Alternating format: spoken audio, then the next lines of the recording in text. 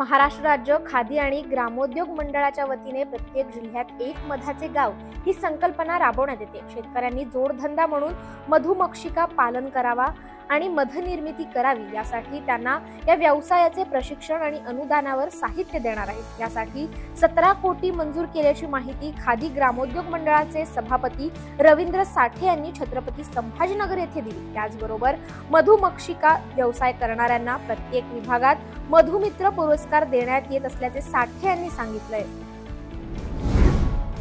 महाराष्ट्र राज्य द्राक्ष बागायतदार संघ पुणे यांच्या वतीने यंदाची द्राक्ष परिषद आजपासून पुढील 3 दिवस आयोजित करण्यात आली आहे। पुणे येथील टिपटॉप हॉटेलमध्ये या परिषदेचे आयोजन करण्यात आले असून उद्घाटनासाठी माजी केंद्रीय कृषी मंत्री शरद पवार उपस्थित राहणार आहेत। दरम्यान या परिषदेमध्ये तांत्रिक चर्चासत्र आणि प्रदर्शनाचे आयोजन करण्यात आले असून शेतकऱ्यांना मार्गदर्शन करण्यात येणार आहे। द्राक्ष निर्यातीमध्ये असलेल्या संधी, निर्यातक्षम द्राक्षाचे उत्पादन, नवीन द्राक्षाच्या जाती, द्राक्षातील शरीर विकृती आणि उपाययोजना, युरोपियन बाजारपेठेतील भारतीय द्राक्षांना संधी या विषयांवर मार्गदर्शन करण्यात येणार आहे।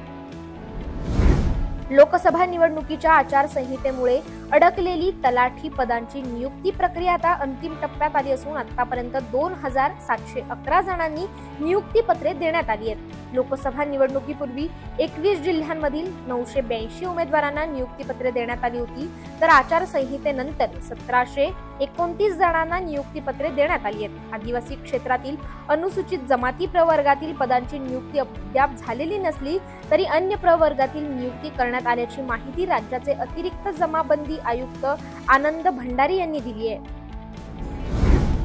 टंचाई दूर करण्यासाठी चीनवरूनही लसणाची आयात सुरू झाली आहे। मुंबई कृषी उत्पन्न बाजार समितीमध्ये 5 कंटेनर दाखल झालेत। देशी लसणाला 130 ते 280 रुपये किलो भाव मिळत आहे। चीनवरून आलेला लसूण हा 150 ते 270 रुपये किलो दराने मुंबई बाजार समितीमध्ये विकला जात आहे। किरकोळ मार्केटमध्ये लसणाचे दर 350 ते 360 रुपये किलोवर पोहोचलेत। या वर्षीही देशभर लसणाची टंचाई निर्माण झाली आहे। पुढच्या जानेवारीपर्यंत बाजारभाव तेजीत राहण्याची शक्यता असून वाढती महागाई रोखण्यासाठी बाजार समितीमध्ये 5 कंटेनरमधून चीनच्या लसणाची आयात झाली आहे। गेल्या 2 दिवसात कांद्याच्या दरात अचानक वाढ झाली। सोलापूर जिल्ह्यात शेतकऱ्यांचा कांदा अद्याप शेतातच आहे। कांदा काढायला वेळ आहे, मात्र पुण्याच्या जुन्या कांद्याला सोलापुरात चांगला भाव मिळत आहे। सोलापूर बाजार समितीत 5000 रुपयांचा दर मिळतोय, त्यामुळे सोलापूरच्या बाजारात पुण्याच्या कांद्याचा आज बोलबाला आहे। सोलापूर कृषी उत्पन्न बाजार समितीत कांद्याची आवक वर्षभर सुरू असते। मागील वर्षभरात तब्बल 80 लाख क्विंटल कांद्याची आवक झाली आहे, त्यामुळे सोलापुरात कांदा महाबँक उभारण्याचा निर्णय शासनाने घेतलाय।